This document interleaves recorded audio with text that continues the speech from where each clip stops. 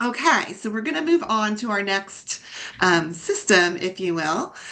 We are going to have Michelle from the Family Integrity Program, who's going to speak a little bit about their services.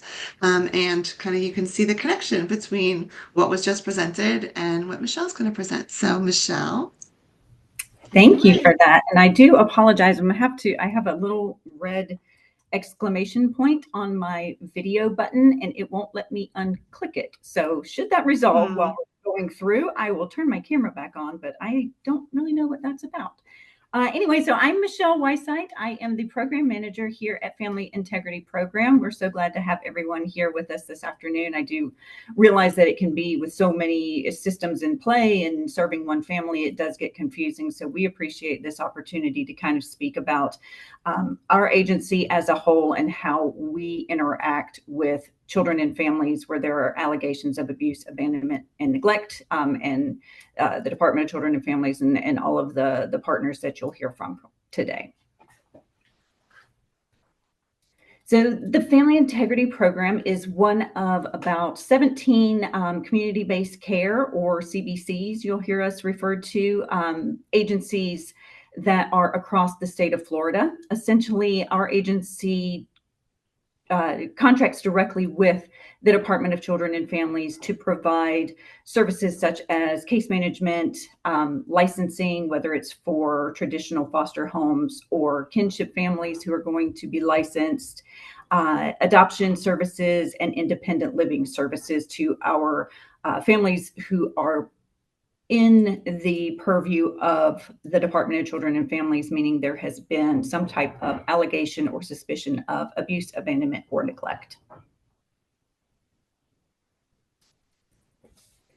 So you heard a minute ago, Lindsay McCrudden was talking about the intake. So that intake is what the hotline kind of creates whenever a call is received regarding allegations or concerns for a child's well-being.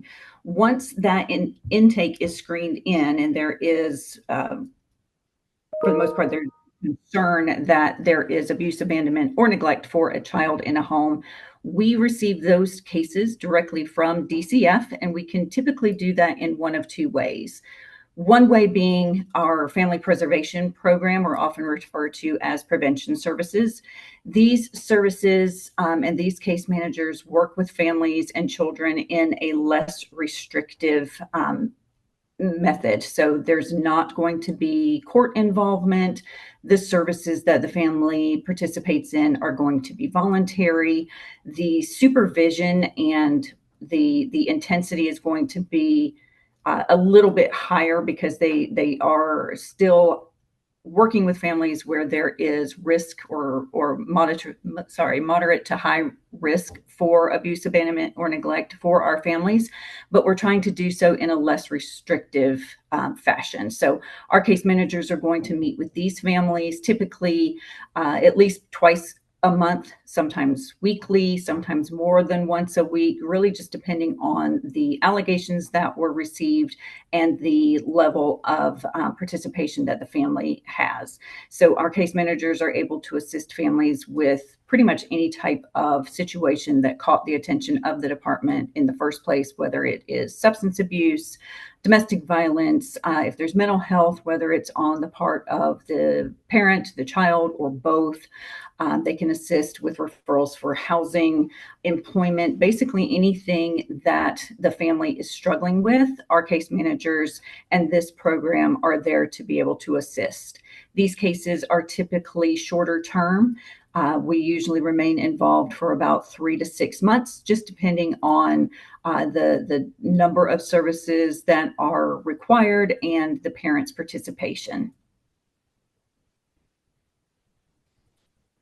In the event that we are unable to safely maintain the child in that familial home, and we do have to have assistance from our court to formally remove children from parents' custody, we accept those cases and they are referred over to our dependency case managers. Our dependency case managers work in a much similar fashion to our non-judicial folks. However, again, there is the influence of the court system, and the services that the family are ordered to complete are just that. They're ordered. They're no longer voluntary, and there can be very different consequences for families if they decide not to participate or don't fully participate in services. Our whole goal is to reduce the risk for abuse, abandonment, and neglect to these children, and to see behavior change in our parents. We know that parents can struggle. We expect that there is going to be additional things that they will need throughout the case. So our dependency case managers work with them to assess not only the safety and the needs of the children, but the needs of the family or the parents as well. And our typical time frame, or the time frame that we shoot for, is to have a case open no longer than 12 months. Of course, this is going to vary dependent on our court system, where our parents are located. We may work with families who ultimately move out of state, or they could move out of county. But our typical goal is to have cases open no longer than 12 months. So when children do have to be removed from that biological home, they are going to have to go somewhere else. We are usually pretty successful with finding non-relatives or relatives, or often referred to as kinship families, for our children to stay with while their parents are going through their case plan, completing tasks, and making those behavior changes that we want to see.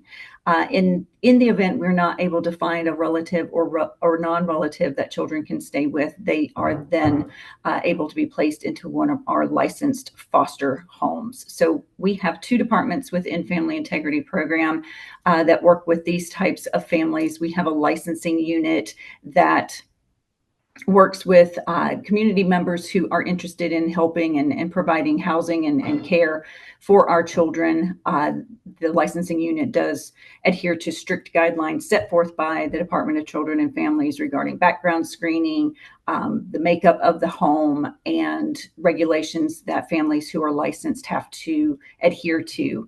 Our kinship services, or our kinship program, works with families who are typically either related to the child, either biologically, or become known as a kinship just based through their relationship with the child. It could be a neighbor, it could be a church member, but somebody that the child knows. So those families can also become licensed and get financial support from the state to be able to provide care for those children. Whenever we are working with families, especially in our dependency system, our number one goal is to safely reunify children with their families. In the event that that is not possible, and we do have to look for an alternate placement or an alternate setting for our children, typically we are going to look at adoption. Adoption is viewed as the second most permanent arrangement for a child. So we do have a department in-house that works with families who either want to become approved to adopt children, or families who have been caring for a child and are now interested in adopting that child once a termination of parental rights has been entered. Our adoptions department has two case managers, one who works with children prior to the adoption finalizing, and we also have a post-adoption specialist who works with families after their adoptions have finalized, because we know that the children that we work with have experienced trauma, and sometimes that can be portrayed in different ways, and it doesn't always happen while we're involved. So we do have a designated person to work with those families post-adoption to ensure that should there be any needs or concerns about the child after that adoption has finalized, we're able to support that family, wrap them in services, and ensure that that adoption stays intact. We also have independent living. We have a counselor who is designated to work with our youth that are age 18 to 23.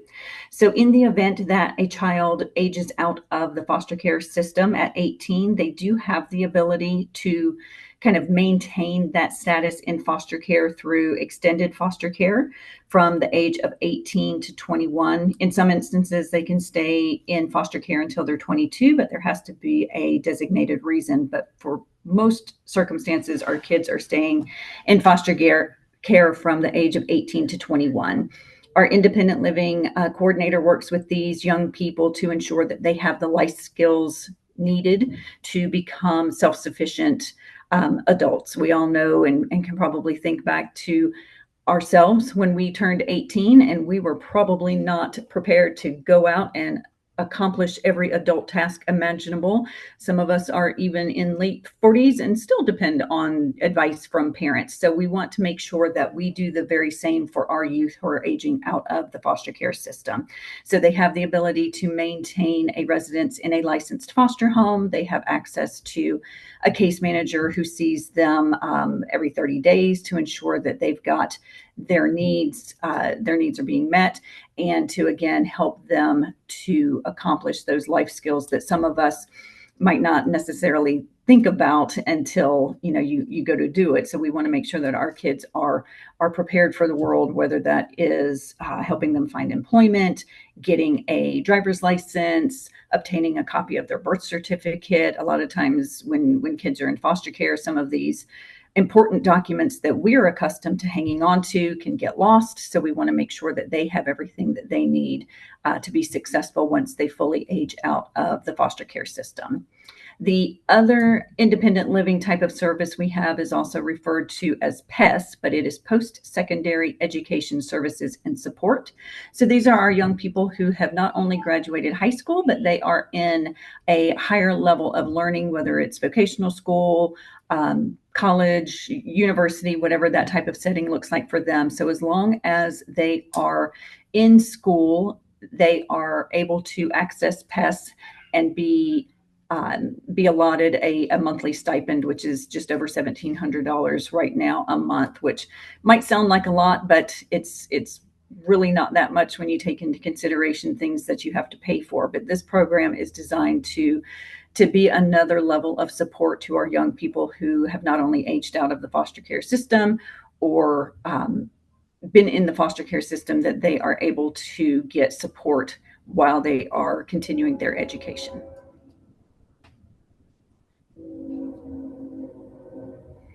So again, we work collaboratively with the Department of Children and Families to make sure that any family who has a report or an intake that comes through the hotline and is in need of services, we work with those families to make sure that we can either, one, maintain a child safely in the home if the judicial system is not necessary, or get the services they can be safely reunified with their children. So, in kind of looking back to that original scenario, there's a couple of different ways. It could be that Josie, of course, who is a teenager, and we know sometimes teenagers can come with a lot of needs just in and of itself. But Josie her case could be referred to our agency as a non-judicial. It might be that the allegation of abuse was not one that was so severe that we needed to formally remove this child from the home. So she might work with someone in our non-judicial department to make sure that those services are in place. They can help to link her with substance abuse treatment, as indicated that mom has concerns for that. Or if it's determined that the allegations are higher risk, then we may have to actually remove that child from the home and then work with both the mother and the child to implement services that are needed.